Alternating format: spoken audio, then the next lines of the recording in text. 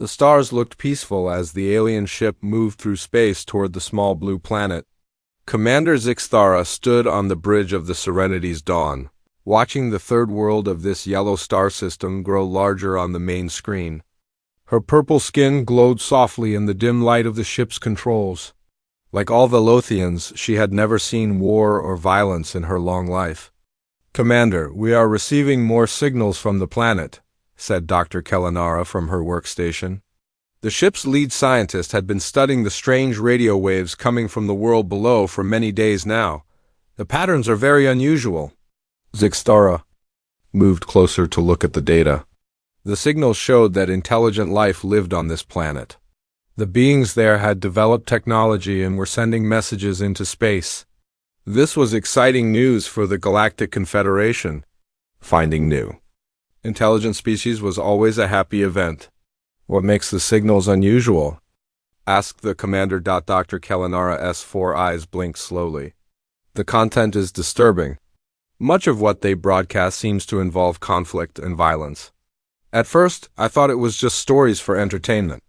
But there is too much of it. It appears in their news, their stories, their music, and even their children's programs." This worried Zixthara. In the 2,000 years since the Galactic Confederation was formed, they had met hundreds of intelligent species. All of them had learned to live in peace before they developed space travel. Violence and war were things that primitive species left behind as they grew wiser.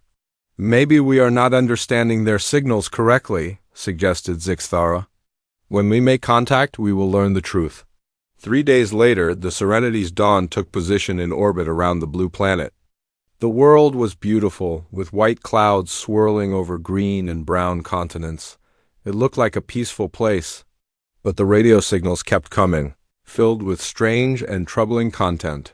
On the planet's surface, Captain Jake Morrison stood in the command center of the Earth Defense Network.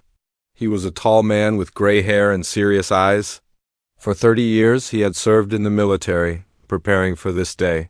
Humanity had always wondered if they were alone in the universe. Now they had their answer. "Sir, the alien vessel is maintaining position at 200 miles altitude," reported Lieutenant Amy Clark. "They're not moving closer, but they're definitely watching us," Morrison nodded. "Any sign of weapons or hostile intent?"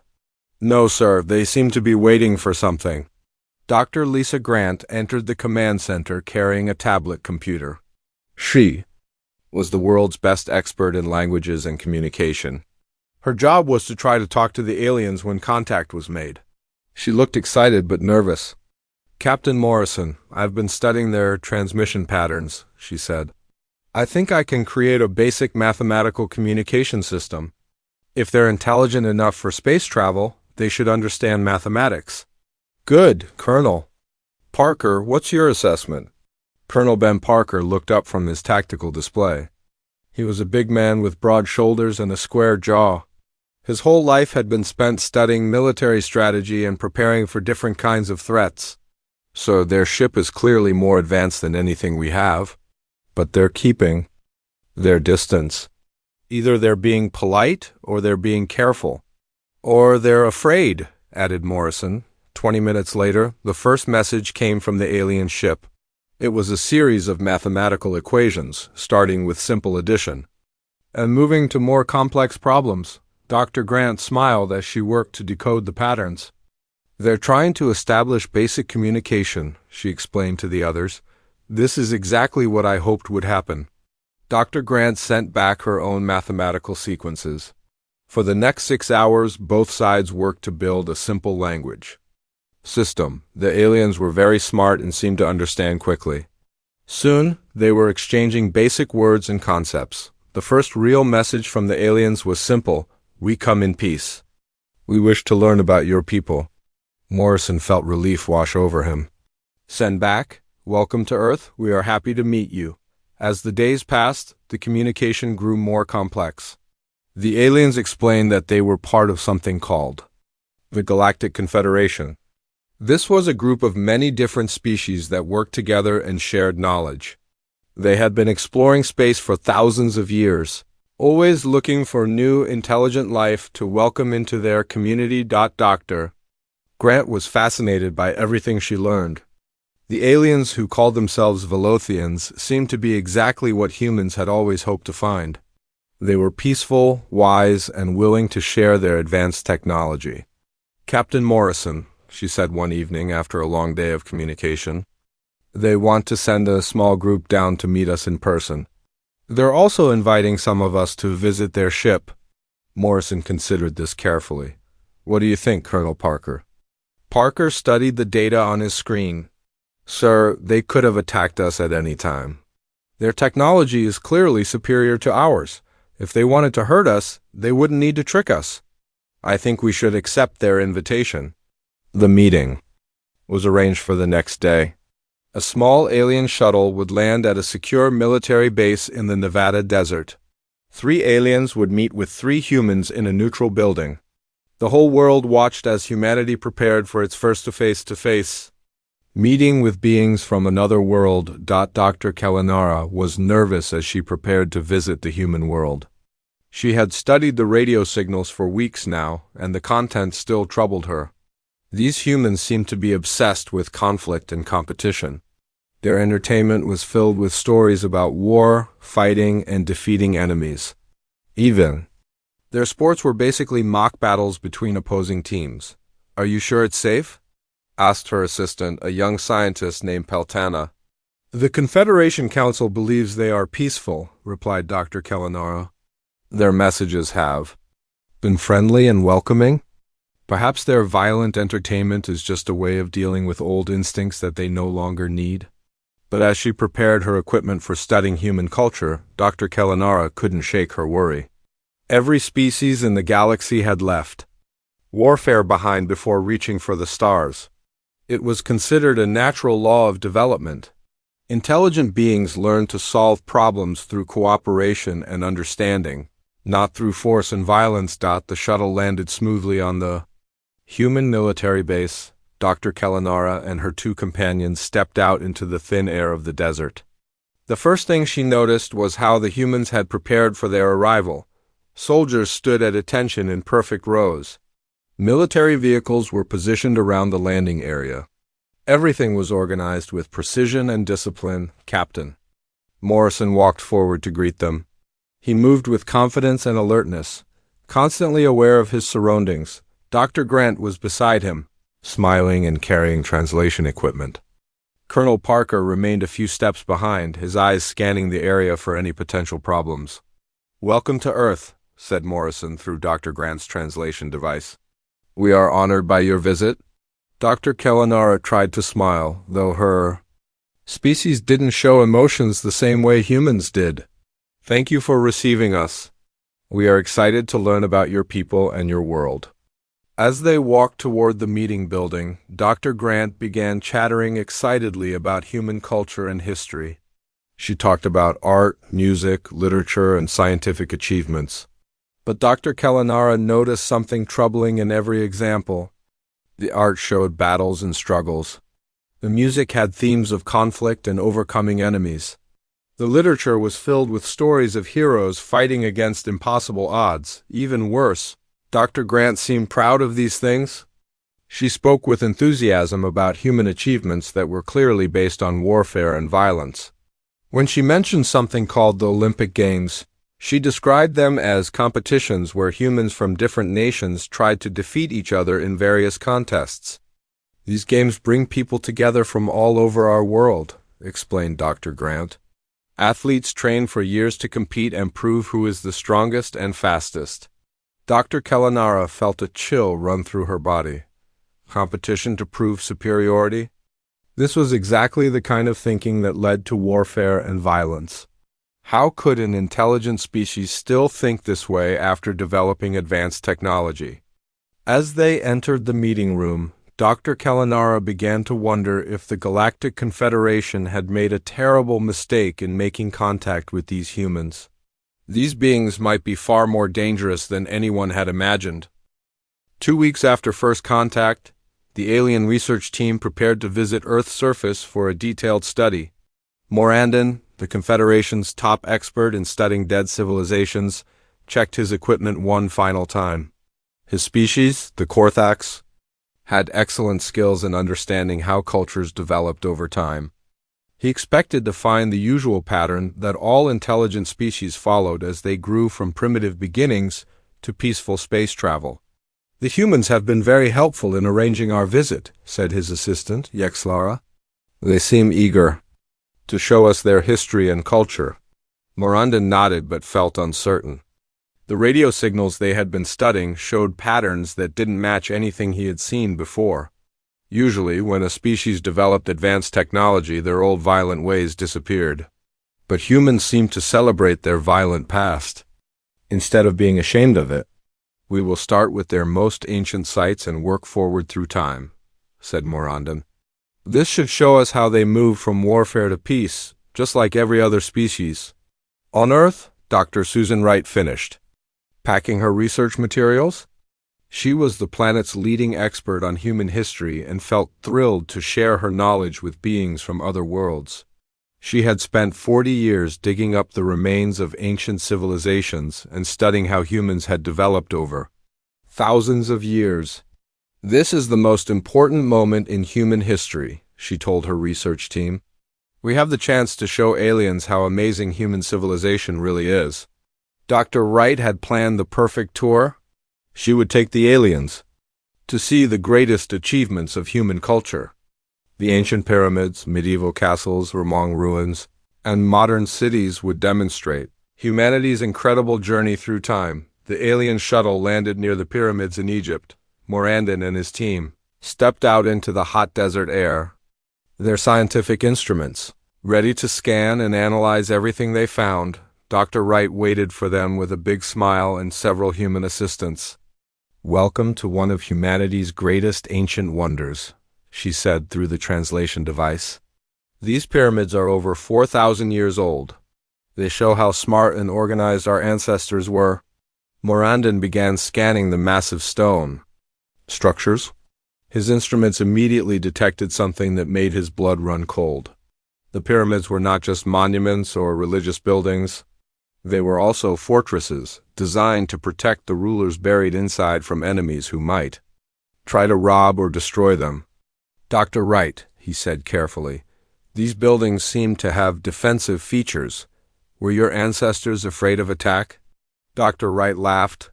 "Oh yes, ancient Egypt was always fighting wars with neighboring kingdoms. The pharaohs needed protection, even after death.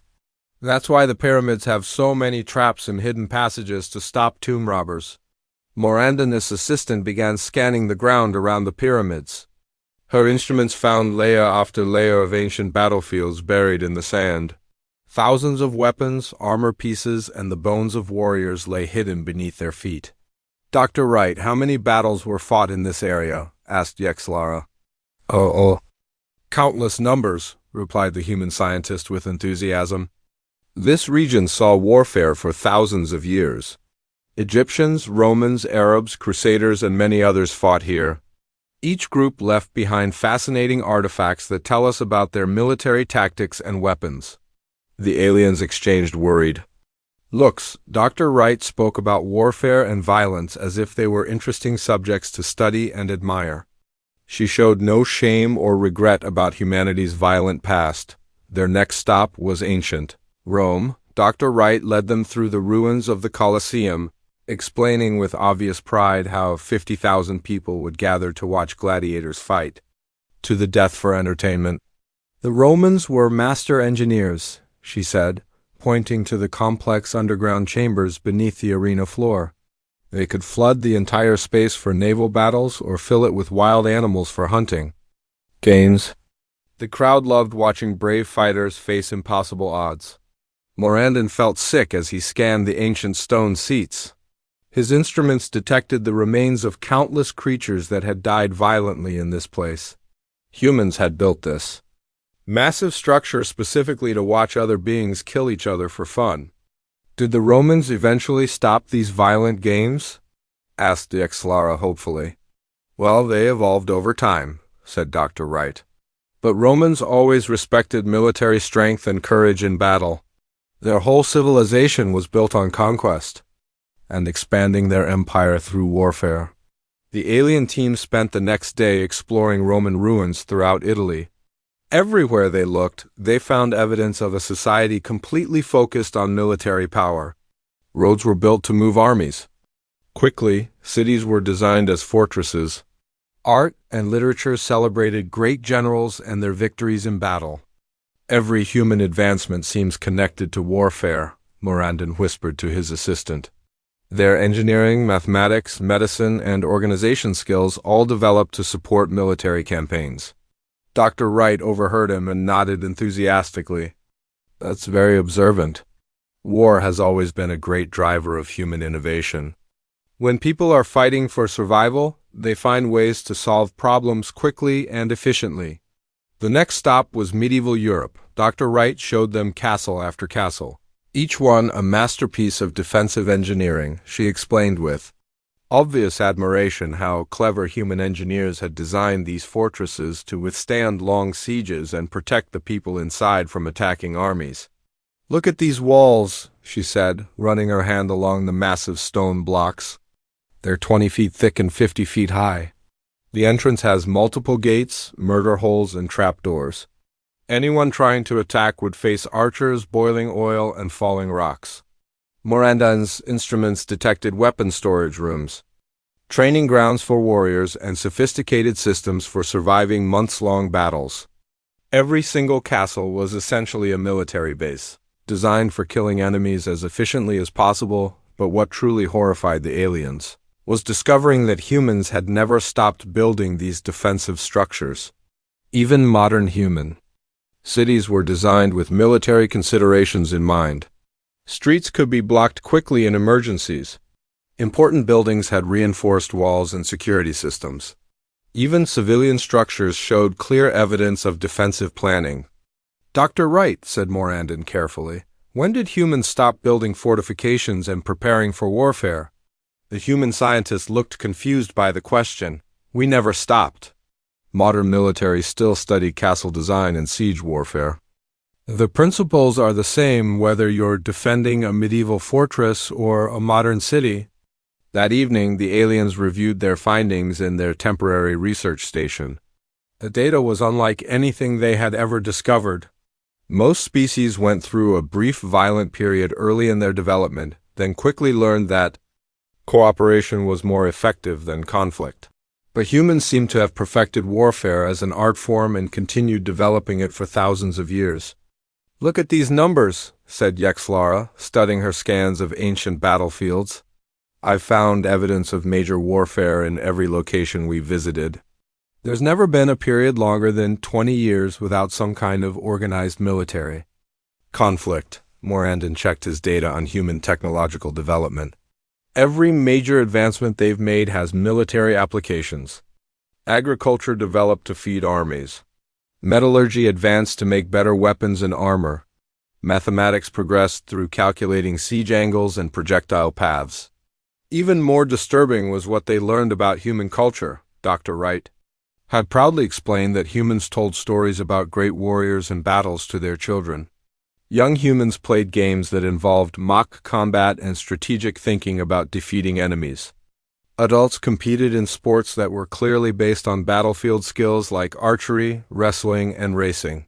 Their entire culture celebrates conflict and competition, said Yexlara. They seem to find meaning and purpose in struggle and warfare. Dr. Wright had mentioned something particularly troubling. She explained that humans had a concept called peace through strength, which meant preparing for war in order to prevent it. To the aliens, this seemed completely backwards. How could preparing for violence lead to peace? We need to report this to Commander Zixthara immediately, said Morandon. These humans are not like any species we've encountered before. They haven't evolved beyond warfare at all. They've simply become better at it. As the aliens prepared their report, Dr. Wright continued her enthusiastic documentation of human military history. She had no idea that her proud presentation of humanity's achievements was creating fear and horror in the beings she was trying to impress. The archaeological evidence was clear and undeniable. Humans had spent their entire developmental period perfecting the art of warfare and conflict. Unlike every other known intelligent species, they had reached for the stars while still carrying the weapons and mindset of warriors. This discovery would change everything the Galactic Confederation believed about how intelligent life develops in the universe. Dr. Kellanara set up her biological research equipment in the laboratory that humans had prepared for her on their space station. She felt nervous about what she might discover, but scientific curiosity drove her forward. The archaeological findings had been disturbing enough. Now she needed to understand if humans were physically built for warfare like their history suggested. Dr. Adam Chun floated into the laboratory with a friendly smile. He was a human biologist who had volunteered to help with the research. The humans seemed genuinely excited to share knowledge with their new alien friends, not knowing how worried the aliens had become. Dr. Kellanara, I've brought the medical scans and biological samples you requested, said Dr. Chun. I'm really curious to see how human biology compares to other species you've studied. Dr. Kellanara tried to hide her concern as she began her analysis. Thank you, Dr. Chun. Could you explain some basic facts about human physical capabilities while I work? Dr. Chun was happy to talk. Well, humans are pretty tough compared to most animals on Earth. We can run long distances without stopping, survive in many different climates, and heal from injuries that would kill other creatures.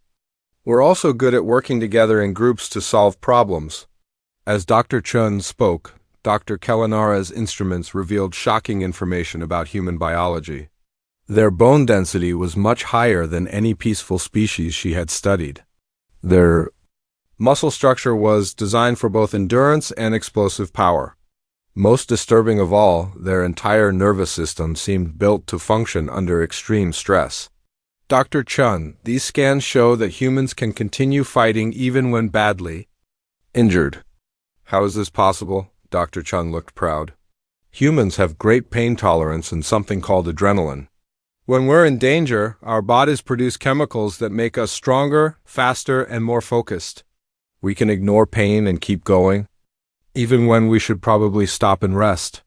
Dr. Kellanara felt a chill run through her body. Adrenaline was a combat drug that human bodies made naturally. No peaceful species had such a system. Why would evolution create beings who became more dangerous when threatened? Can you show me how this adrenaline system works? She asked. Dr. Chun demonstrated on himself using a stress test. As the exercise became more difficult, his heart rate increased, his pupils widened, and his reaction time improved dramatically. Dr. Kellanara watched in fascination and horror as the friendly scientist transformed into something that looked ready for battle. This is amazing, said Dr. Chun, breathing heavily after the test. I feel like I could fight a bear or run a marathon.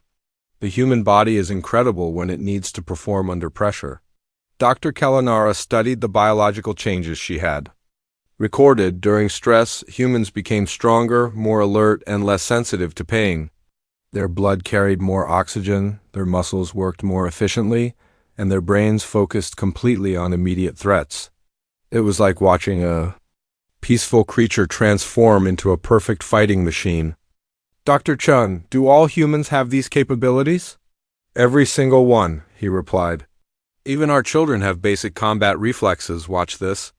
Dr. Chun showed her videos of human children playing. Dr. Kellanara was disturbed to see that even very young humans engaged in mock fighting, competitive games, and activities that taught them to overcome opponents.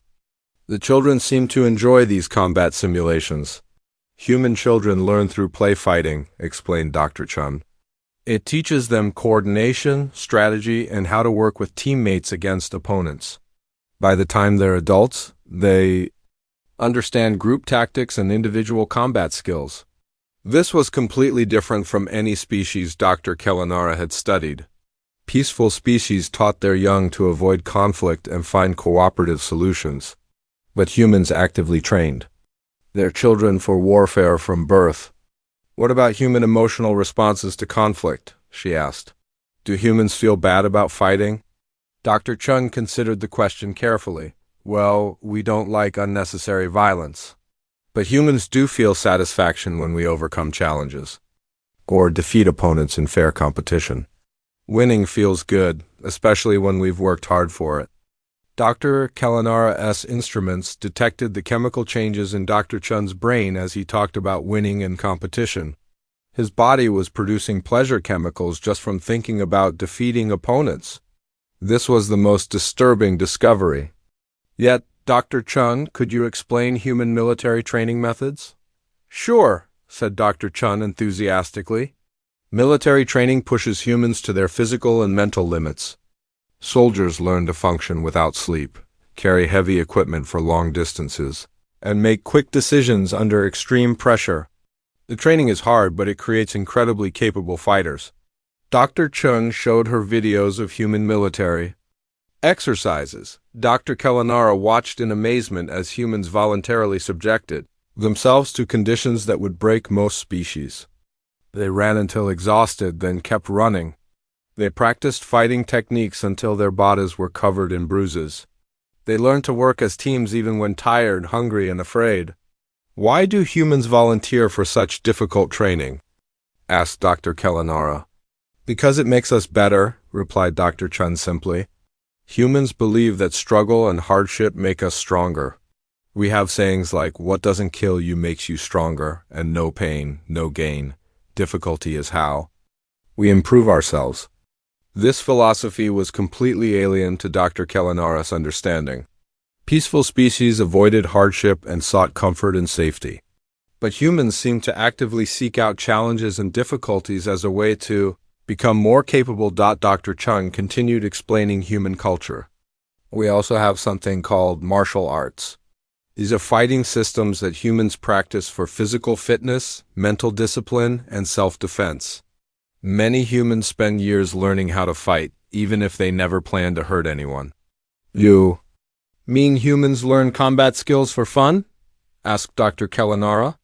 Exactly. We find it satisfying to master difficult techniques and test ourselves against other skilled fighters. It's about personal growth and pushing our limits. Dr. Kalanara's analysis of human psychology revealed even more disturbing information. Humans had a concept called fighting spirit that seemed to be their most valued personality trait. This was the refusal to give up even when facing impossible odds. Humans considered this mental toughness to be more important than intelligence or kindness. Dr. Chun, what does it mean when humans talk about fighting spirit? Dr. Chun's eyes lit up. It's the most important thing a person can have. Fighting spirit means never giving up, no matter how bad things get. It means standing up for what you believe in, even if you might lose. It's about courage, determination, and refusing to quit. Dr. Kalanara studied the brain scans she had taken while Dr. Chun talked about fighting spirit. His neural activity showed the same patterns that appeared during combat stress, but also signs of deep satisfaction and pride. Humans didn't just accept the need to fight sometimes. They were genuinely proud of their ability to keep fighting against any odds. Could you explain human concepts of honor and glory? She asked. Honor means doing the right thing even when it's difficult or dangerous, said Dr. Chun. Glory comes from achieving great things, especially when you had to overcome powerful enemies or impossible challenges. Humans remember and celebrate people who fought bravely, even if they lost. Dr. Kalanara realized that humans had created an entire value system based on conflict and struggle. They didn't see warfare as a necessary evil to be avoided. They saw it as an opportunity to demonstrate their best qualities and achieve greatness. The biological evidence was overwhelming. Humans were physically designed for combat, psychologically motivated by competition and conflict, and culturally programmed to see warfare as honorable and meaningful. Every aspect of their nature seemed built for fighting and winning. Dr. Chun?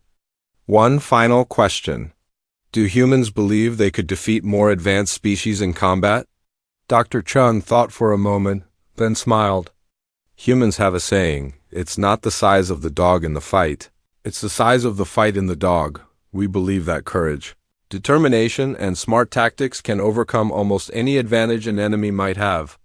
As Dr. Chun left the laboratory, Dr. Kalanara began preparing her report for Commander Zixtara. The biological investigation had confirmed their worst fears. Humans weren't just a species that had once been violent and then evolved beyond it. They were a species specifically designed by evolution to be perfect warriors. The implications were terrifying. If humans ever gained access to advanced alien technology and decided that the galaxy needed to be conquered, Dr. Kellanara wasn't sure any peaceful species could stop them. The Great Council chamber on the Confederation capital ship had not been used for over 2,000 years. General Vexiron of the Korthax species looked around the ancient room as representatives from dozens of worlds took their seats. The military Advisory Council was meeting for the first time since the galaxy had achieved complete peace. Council members, announced the chamber's artificial intelligence. This emergency session is called to discuss the human situation. All species representatives are present. General Vexiron stood at the central podium, his forearms holding data tablets filled with disturbing information. As the galaxy's leading expert on military strategy, he had spent weeks studying everything the research teams had learned about humanity. The conclusions were deeply troubling. "Fellow beings," he began, "we face an unprecedented situation. For the first time in galactic history, we have encountered an intelligent species that appears to be specifically evolved for warfare and conquest." Murmurs of concern rippled through the chamber. The Solmari representative, a tall being with silver skin and large empathic eyes, spoke first. "Surely you exaggerate, General. All species have some capacity for violence in their early development." General Vexiron activated the main display screen. Images of human military technology, battle formations, and strategic documents appeared. These are not the crude weapons of a primitive species learning to fight. These humans have developed warfare into an advanced science. He showed the Council examples of human military thinking. Nuclear weapons that could destroy entire planets. Biological weapons that could kill specific species while leaving others unharmed. Cyber warfare techniques that could disable entire technological civilizations without firing a single shot. "But they're still limited to one planet," said the Brinta representative. "How dangerous could they really be?" General Vexiron changed the display to show human strategic planning documents. "Look at their theoretical military studies. They have detailed plans for space warfare, planetary invasion, and defeating technologically superior enemies. They've been preparing for galactic conquest before they even knew other species existed." The evidence was overwhelming. Human military academies taught courses on defeating alien civilizations. Their science fiction entertainment was filled with stories about humans conquering the galaxy through superior tactics and determination. Most disturbing of all, these stories always portrayed humans as the heroes fighting against oppressive alien empires. "They see us as potential enemies," continued the general. "In their stories, advanced alien species are usually portrayed as threats that need to be defeated by brave human warriors." Captain Ryan Brooks and Admiral Helen Martinez sat in the human observation section, unaware that they were essentially on trial. They had been invited to explain human defense policies and military organization to help the aliens understand Earth's security needs. Captain Brooks approached the speaking platform when called. He was a professional military officer with 30 years of experience. His calm competence and obvious tactical knowledge made the alien representatives even more nervous. "Captain Brooks," said General Vexiron carefully, "could you explain human military doctrine regarding unknown threats?" "Of course," replied Brooks confidently. "Humans follow the principle of prepare for the worst, hope for the best. We assume that any unknown force could be hostile and plan accordingly. It's better to be ready for war and not need it than to be caught unprepared." The aliens exchanged worried glances. This human was openly admitting that they prepared for war against anyone they encountered, including peaceful alien visitors. "What about your nuclear weapons policy?" asked the Solmari representative. Admiral Martinez stood to answer. "Our nuclear doctrine is based on deterrence through strength. We maintain enough weapons to destroy any enemy completely, which prevents them from attacking us in the first place. It's called mutually assured destruction." The alien council members were horrified. These humans had created weapons that could kill billions of beings, and they considered this a reasonable defensive strategy. No peaceful species would ever think this way. Admiral Martinez, said General Vexiron, what would humans do if faced with a technologically superior enemy? Martinez smiled grimly. We'd find their weaknesses and exploit them. Superior technology means nothing if you can't use it effectively. Humans are very good at asymmetric warfare, which means fighting smarter instead of fighting harder. General Vexiron showed the Council examples of human asymmetric warfare throughout history. Small groups of humans had defeated much larger armies by using superior tactics, better intelligence, and more determination. They had turned every disadvantage into an opportunity to win. But surely humans prefer peaceful solutions, said the Reinter representative hopefully. Captain Brooks nodded. Of course we do. But humans have learned that peace only works when both sides want it. If someone wants to fight, you have to be ready to fight back harder than they expect. The Alien Council reviewed human entertainment media next. Dr. Kellanara presented her analysis of human movies, books, and games. The content was deeply disturbing to beings who had evolved beyond warfare. Look at their popular entertainment, she said, showing clips from human action movies. Humans enjoy watching stories about individuals or small groups defeating overwhelming odds through violence and cunning. The heroes are always warriors who solve problems by fighting. Even worse were human strategy games. Millions of humans spent their free time playing elaborate simulations of warfare, conquest, and military campaigns. They found it entertaining to plan invasions, manage resources for war, and defeat computer-controlled enemies. They treat warfare as recreation, said Dr. Kellanara. Human children learn military strategy through games before they can even read properly. The Somari representative studied the emotional data from human entertainment consumption. Dr. Kellanara, what feelings do humans experience when consuming violent entertainment? Excitement, satisfaction, and pride, she replied. They become emotionally invested in seeing their chosen warriors succeed through combat. Violence doesn't disturb them, it entertains them. General Vexiron presented his final analysis to the stunned council. Based on all available evidence, I must conclude that humans represent a potential existential threat to galactic peace. They possess advanced military capabilities, strategic thinking that assumes conflict is inevitable, and a cultural mindset that glorifies warfare. He showed population projections and resource estimates. If humans gain access to our technology and begin expanding into space, they could rapidly become the dominant military power in the galaxy. Their breeding rate, industrial capacity, and combat effectiveness would allow them to conquer peaceful species before we could organize a defense. What do you recommend? Asked the Chamber's senior administrator. General Vexiron looked around the room at representatives of species that had lived in peace for millennia. We have three options. First, we could limit human access to advanced technology and monitor them closely until they evolve beyond their warrior nature.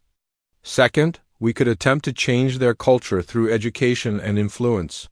Third, we could consider them too dangerous to allow off their home planet. The third option hung in the air like a death sentence. No one wanted to discuss imprisoning an entire species, but the implications of letting humans loose in the galaxy were terrifying. Captain Brooks and Admiral Martinez had no idea their casual competence was causing panic among the alien representatives. To them, military preparedness was just common sense. They couldn't understand why anyone would be afraid of beings who were obviously peaceful and wanted to share knowledge. The humans don't seem to realize how dangerous they appear to us, said the Somari representative. They speak of warfare and violence as if these things are normal and acceptable. Because to them, they are normal, replied General Vexiron. That's what makes them so dangerous. They're not evil or cruel. They're simply a species that has perfected the art of warfare and sees nothing wrong with being prepared to fight anyone who threatens them. The council faced an impossible decision. How do you deal with a species that could be either the galaxy's greatest ally or its most dangerous enemy?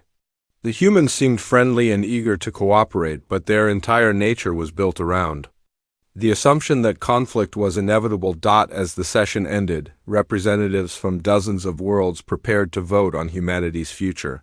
The decision they made would determine whether humans would join the galactic community as equals or remain forever isolated on their distant world. The most terrifying part was that even the aliens weren't sure which option would keep the galaxy safer.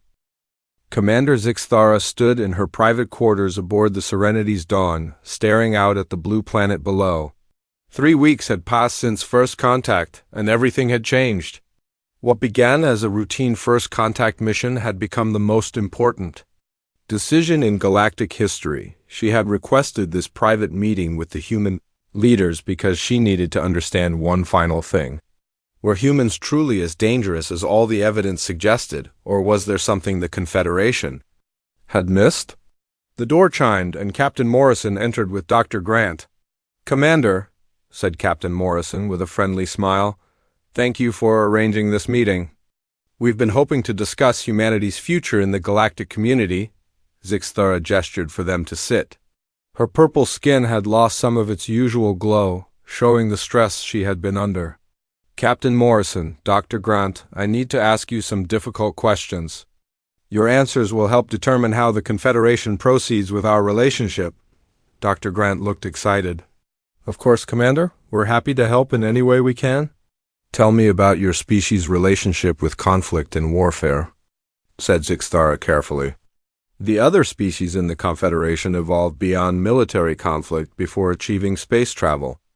How do you explain humanity's continued focus on warfare?" Captain Morrison and Dr. Grant exchanged confused glances.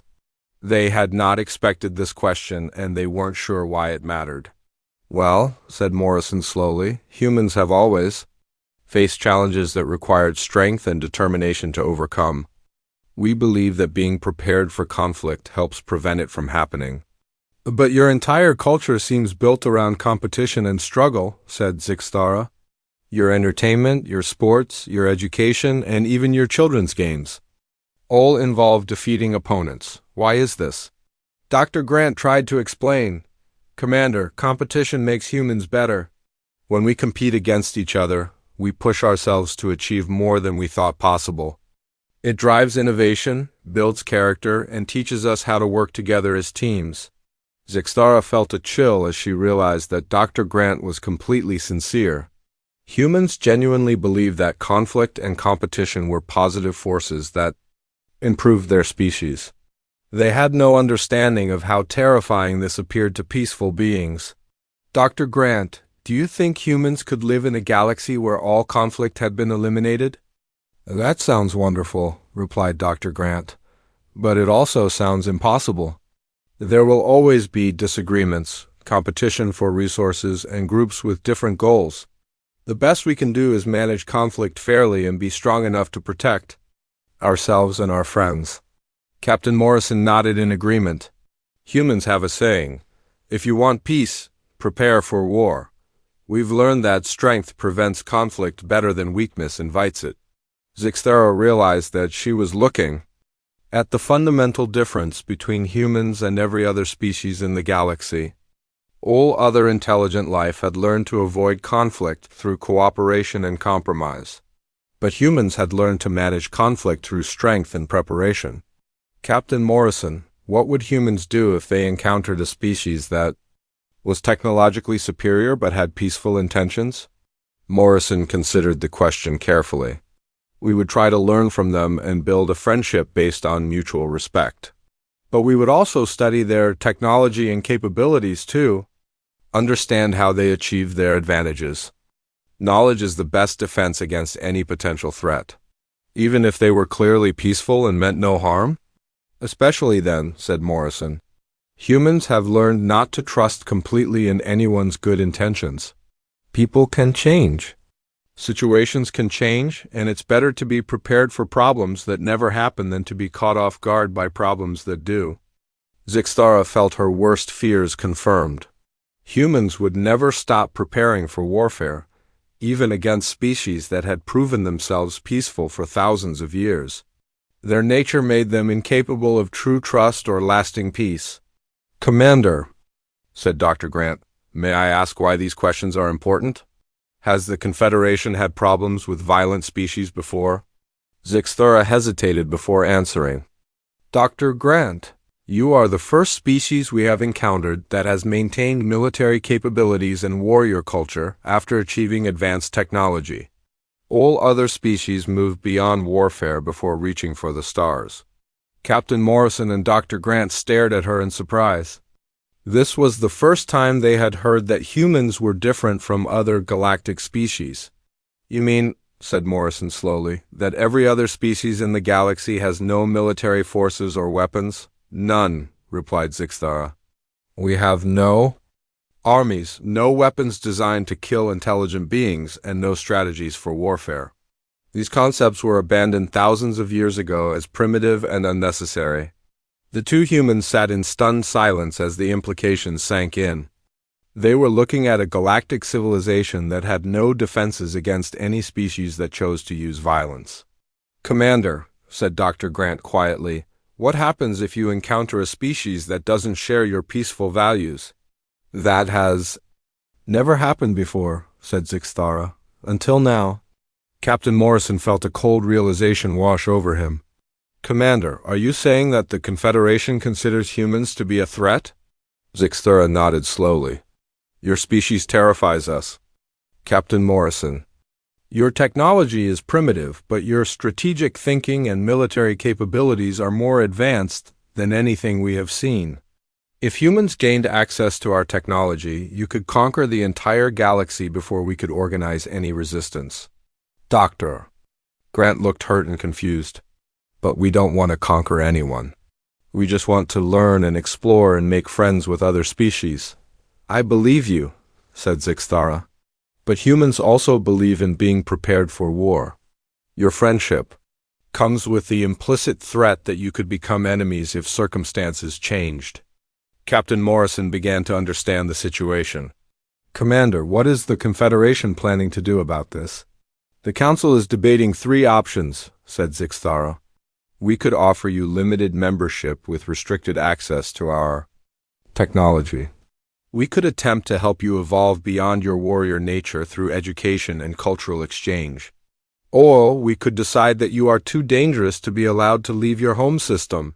The third option hung in the air like a death sentence. Captain Morrison felt his military training kick in as he realized that humanity might be facing a threat to its very survival. "Commander," he said carefully, "I hope the Confederation realizes that trying to imprison humanity on Earth would be considered an act of war by every human government." "Yes," said Zixthara sadly. "We know that humans would fight rather than accept confinement. That's exactly the kind of thinking that makes you so dangerous." Dr. Grant tried one more time to bridge the gap. "Commander, surely the Confederation understands that having allies who can defend themselves is better than having friends who can't protect you when real danger appears."